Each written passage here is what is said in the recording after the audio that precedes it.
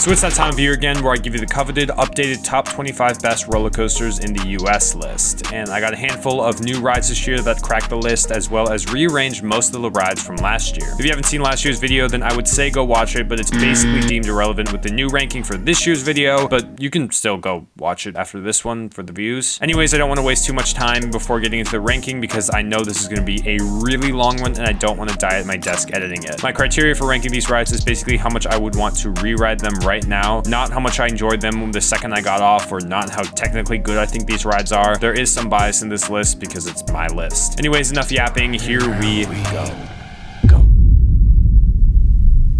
West Coast Racers is a pretty good ride. I don't really have super strong opinions on this one. It barely cracks the list because it's not really doing anything amazingly well. It's just a very solid ride for its whole ride time. I guess you could say that the racing aspect is unique, but that's not really what makes the ride. I mean, it is, but the layout is also just like really fun. The airtime pops hit, the helixes are intense, it's paced just really well. There's just not a lot of dull moments of the ride. I'm actually really glad Magic Mountain got this because it fills a void that they desperately needed to fill. This isn't the world's most intense coaster, but it still manages to keep you engaged and at the edge of your seat the entire time, and there's something valuable about a ride just trying to be a good time. It has nothing to prove. It's not pandering to anyone in particular, it's not breaking records, it's just a nice addition to the lineup that fills out the back of the park, and I really like that. The racing aspect is also cool. I get that it's a gimmick, but that doesn't necessarily make it a bad thing. Gimmicks are only bad when they aren't executed well, and this is. It races every single time, and there are a lot of moments in the ride where the trains interact with each other, which I think is really cool. Also, I really like the theme of the queue and the station, but I will admit the little shed thing in the middle kind of sucks. This looks like some Planet Coaster looking ass theming. Overall, this is a very solid ride that doesn't have a single moment that'll blow your socks off, but is doing just enough to make the list.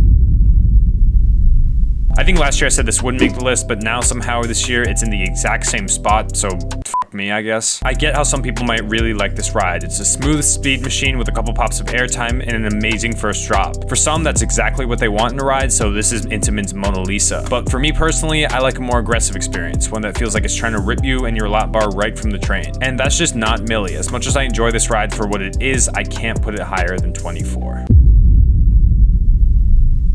This dropped a couple spots from last year, and I think it's just because I've started to get on more inverts, so they don't really excite me as much anymore. This is my favorite invert though, yes, over Montu, which I know is going to upset a lot of people, so let me just explain. I really like how this ride interacts with its surroundings. It's built weaving so closely to all the pathways and other rides in the hollow, and it does it so gracefully while still being intense. Also, there's not a ton of elements, but they all hit. The zero G roll especially is so good. Like, something about the way it's shaped, or its placement, or the speed that you take it at just makes it feel so crunchy. The first drop is also really fun. It has a twist out into a straight drop that's really unique for inverts. Also, speaking of unique, there's the helix. It looks like a gimmick, but when you're actually on it, it feels a lot faster than it looks. Trust me. This is a super underrated ride, and I feel like most people who have ridden it already know that. If you're going to Hershey Park, this is not one to skip. Now I said Great Bear is unique, but this is really a weird one. Mystery Mine is a dark ride roller coaster combination that's really well themed. It honestly reminds me of a Disney coaster if they made it more intense. The theming is actually that well done. I don't quite know the exact story, I just know you're in an abandoned mine and that's all you really need to know. I won't spoil the ride because there's actually like some spoiler stuff in the indoor section. I bet you can't tell what it is. But this is a really well done ride and one of the best at Dollywood. The line gets really long though, so if you want to ride it, which I think most people should, definitely make this a priority. This is one of the most popular rides in the park and it's not super high capacity, so it tends to draw a crowd. Canobie is a really good B&M hyper with one flaw holding it back. It's just too short. The more I've thought about it, the more I've realized how short this ride really is. Sure, the pure seconds of ride time isn't super far off from the other short B&M hypers, but it's not only about seconds, it's about what the ride does in that time. The second half of the ride just sucks. The helix here is a cool spectacle, but it's really just dragging out the ending for the sake of a longer ride. It's not like fun ride time, it's actually pretty bland. Also, this Outer Bank thing, I get what B&M was going for here, but it's just not it. It doesn't hit the way you'd hope or expect it to. The first couple of elements of this ride are really good though. The first drop on a B&M hyper is always good, and the first hill is identical to Mako's 5-second floater hill. But really, after the speed hill, this ride is kind of just over. It makes this list for the first couple of elements, but I can't really put it higher because it's just half a coaster. Now this is the opposite of Candomonium. This is a longer ride, but its elements don't hit as hard as Candomonium's. They're still really good, you'll get good floater on some of these hills, and those hills at the end are so poorly designed that they'll even sneak in some ejector, but by Candomonium you can tell B&M had the time to perfect the shape and arch of those hills for the most airtime possible. Apollo was their first hyper, and as such feels a little rough around the edges, but I think it gives it character, and really, that's what this whole ride is built on. It has a lot of personality, being purple, being in the woods, being purple, diving down to the river, I really like how this ride is purple. The helix at the end is also pretty intense. It's not the most intense out of the B&M hypers, but when you get to the top half of it, you're really feeling the G's. I just really like hypers, and I feel like a lot of people really like them, so it's cool to see the one that practically pioneered the modern era of them was actually a good ride. Also, there's like this weird jump scare hill at the end. The ride is kind of tapering off here, and the hills are getting shallower and shallower, then randomly you're hit with this like deep drop that comes out of nowhere to finish off the ride before it hits the brakes. I don't know why this exists so late in the ride, or why it always takes me by surprise, but it does, and I actually kind of like it. Overall, this is a really fun ride and a quirky B&M hyper that is definitely worthwhile if you're at BGW. Okay, I realize I gotta start speeding these up or else this video is gonna be 45 minutes long, which I know you don't really wanna watch and I don't really wanna edit. So in summary, Kumba is intense. That's it. This is like a proper nauseatingly intense ride. It's genuinely draining to ride this ride, and when you get off, you feel like you just ran a marathon. I know that might be a little bit of an exaggeration, but you get what I'm trying to say if you've ridden it. Also, it's a very pretty ride. I don't know, this ride is very straightforward in what it's trying to be, and I think it executes it really well, so definitely ride it. Moving on. This is a sleeper hit of the list. I feel like a lot of people either overlook this ride or just don't know it exists. And that's a shame, because this is really fun and really unique. You have a launch that feels like it's trying to strangle you, the steepest drop on any coaster, you have some really big inversions, and a ton of head choppers scattered throughout. It's really unlike anything else I've ever ridden. It will probably be for you. The indoor setting of this ride also makes it a lot more disorienting. You kind of lose your sense of scale in like the giant metal box, so the other rides like wrapping around you feels a lot more scary than it looks. Also, you feel like you're going a lot faster than you actually are. I don't know, I think it's just a very cool ride that's really underrated and has stayed at a pretty solid spot in my top 25 since the first time I rode it. Okay, imagine Kumba, but with a launch. Now make that launch in an incline. Now make that incline in a tunnel. Now make that tunnel themed. I realize that was a lot of steps to imagine, but the point is Hulk has a cool launch. The launch really is the highlight of the ride. Blasting out into the zero-G roll over the lake with the roar of the Hulk behind you is really something you have to experience for yourself to describe. It's snappy, but you feel weightless, but it's intense, but it's smooth. I don't really know. It's a magical element that really kicks off the ride the right way. And this is the reason Hulk is above Kumba. Yes, there's the on-ride audio and the setting and the theming and all that, but like the launch is really all Hulk needs. But the rest of the ride doesn't slouch either. There's massive inversions in the beginning that fade into smaller, more intense ones towards the end. And yeah, a lot of people said the ride does kind of lose steam after the mid-course, but those last elements still have some really fun moments and give you a chance to appreciate the soundtrack, I guess. I don't know if you guys really care about that, but I do. This ride just holds a soft spot in my heart because it was one of the first roller coasters I really enjoyed, so there's a lot of nostalgia there for me. And yeah, that's biased, but this is my list, so who cares? Anyways, this is another banger, but I gotta move on.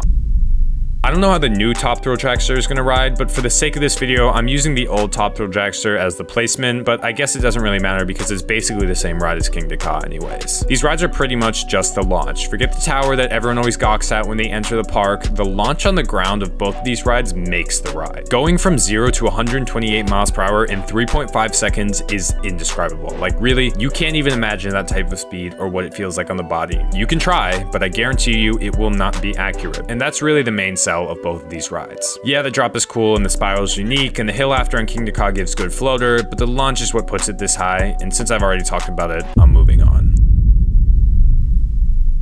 This is a new addition to the list, and it's a really good one, but this isn't the ride that you'd expect it to be. If you're going to this ride thinking it's going to be a bigger version of Maverick, you will be very disappointed. Basically, what I'm trying to say is it isn't as cutthroat aggressive as you think it is, but it's fast. It's a fastest Intamin multi-launch, and you feel all of that speed, especially after the top hat. The drop really is something else. It's 95 degrees, which is steep enough that you feel the track bending in on itself, but not too steep that it ruins the drop. Like, there's some drops that get too steep that you don't really have that stomach dropping feeling anymore. You're just kind of lurched forward. but this isn't like that. This still has that dropping feeling and you're bending in on yourself. The outer bank is also really good. It's not as good as Steve's, but you're still getting launched out of your seat at that weird angle. And don't even get me started on the stall. I genuinely think Intamin Zero-G stalls are better than RMCs. They feel longer, and the fact that they're basically flat makes it feel even less safe. The ride is a little short though. The three biggest elements all come back to back to back, and once they're done, the ride is just like over. The little prelude before the switchback launch is nice, but it's nothing special. I think if there was a little more after the stall, then this ride could be a couple spots higher, but it ends just like 20 seconds too short.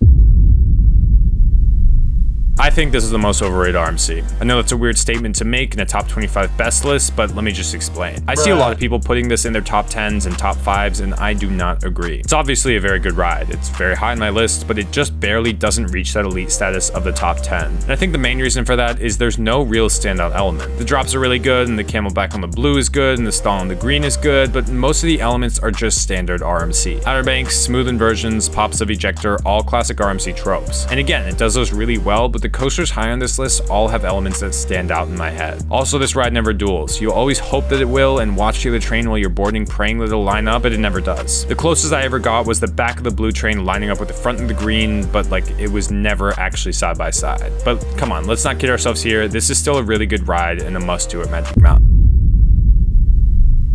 Now, unlike Twisted Colossus, this is a very underrated RMC. This has the standout elements, it just doesn't have enough of them. If this ride was like 3 or 4 elements longer, it would be top 5, no question. Because when it's going, it's genuinely one of the most intense experiences of your life. You're getting thrown left, right, up, down, sideways, upside down, every which way, all on this rickety wooden coaster while you fly through the woods. It's such a chaotic experience that's kind of hard to describe in a video. Now, some people don't like how rough this ride is, but I actually do. I think it gives the ride character and it gives it that woody feel. You don't want a wooden coaster to be as smooth as a steel coaster. That's weird. You want a little texture underneath you for every pop, bend, and crack to add to the experience. But like I said, this ride is just a little too short to put it higher because as soon as you get on, it's already over. I've talked about this ride at length in my Power of Theming video, so I'm going to put that in the card or description or both, and if you want to watch that to learn more about this ride, then you can. I'm just not really going to talk about it here. Am I biased putting this ride this high? Yes. Yes, I am. Nitro was the first B&M Hyper I ever rode and holds the record for the roller coaster I've been on the most times. I have really fond memories of marathoning this with my friends at an empty Great Adventure in a holiday in the park years ago, so that really boosts us in the rankings. That being said, this ride is still really, really good. The first drop is really big for a B&M Hyper, like 230 feet is well on its way to a giga, and the hills after all hit, especially this one with some strong floater bordering ejector airtime. Oh, also the helix in the back half is one of the most intense moments on any roller coaster. I gray out every single time I ride. It's like non-negotiable. I get that it's not the star of Great Adventure and it kind of looks ugly and it doesn't have a good theme and it's kind of old, but really, if you ride this thing, you'll see why I place it this high because I don't think it gets nearly the love it deserves. Okay, now with all that being said about Nitro, Mako still bodies it as the best B&M Hyper. This ride is the Hyper perfected. Like I said before, you can really tell that B&M worked out the geometry and angles of these hills to make them as seamless as possible. This has the original 5-second floater hill, not that Canobie copy. This is the OG, and honestly, I think it hits better. You're out of your seat genuinely for 5 seconds and it's just not the same. And can I just say how much I love this setting bordering the lake? It just makes every moment of airtime much more of a spectacle, and the ride is just really pretty. I don't know why this ride is so much better than Canobie. On paper, they should be really similar. It's only a couple of elements longer and has arguably the weaker second half, but something about it just works better. The elements hit better, the ride feels better, it feels longer, it feels cleaner. The ride is also pushing 10 years old and it still feels really smooth, which honestly I think is very underrated. I don't think B&M will build a better Hyper than this besides maybe Shambhala and those other crazy overseas Hypers, but at least for the States, this is the king. Ride this in the back row. This is the one ride on this list that wouldn't even make this list if you don't ride it in the very back or the back 2 seats. In the back, this has one of the best first drops on any coaster. It's at least top 5. And I haven't even ridden the other smaller Raptors to know how fast they are, but these big ones run mind-numbingly fast. You get off in a daze because of how quickly this rips through its like 94 elements. This isn't the longest ride ever, but it's not because it's a short ride, it's because it rips through everything so fast. Wonder Woman is my favorite at Magic Mountain, and Jersey Devil is one of my favorites at Great Adventure. Both of these rides are majorly slept on, so definitely do not write them off when you visit. Twisted Timbers is a really good ride. I feel like I don't have to explain why this ride is really good. It's one of those RMCs that you watch a POV and you just know that it bangs. There's a ton of airtime, it's really well paced, it's buttery smooth, and it has some really cool inversions scattered throughout. The theme is also really cool, and Kingsman actually put some work into it, so I don't know. I don't really want to spend too much time on this ride because you already know it's good, so I'm moving on. This is where the rides start to get into the all-time greats. You could take another YouTuber's list who's been to triple the amount of parks I've been to and hundreds of more coasters, and I guarantee you most of these rides will still make their top 10. Maverick is almost a flawless ride. Actually, for what it is perfect. The drop is amazing, the snaps of airtimes are intense, the pacing is incredible, the launches pin you to your seat, and yada yada yada, airtime blah blah blah. There are two issues that hold this ride back. Number one are the restraints. Intamin collars aren't necessarily bad, but the drop in airtime hills would be so much better with the new gen Intamin lap bars. And number two is the height. Yes, even though this ride still is a really good first drop and makes the best of its height, you just can't deny that adding some height wouldn't make it better. And that's really it. Both of those are small things, and besides them, this ride is incredible in every measurable facet. The fact that this ride is still able to draw such huge lines when it's right next to Steel Vengeance is insane to me. Like, if you put any other coaster next to Steve, it's getting washed. It's like gonna get completely overshadowed, but Maverick holds its own, which speaks to the strength of the ride.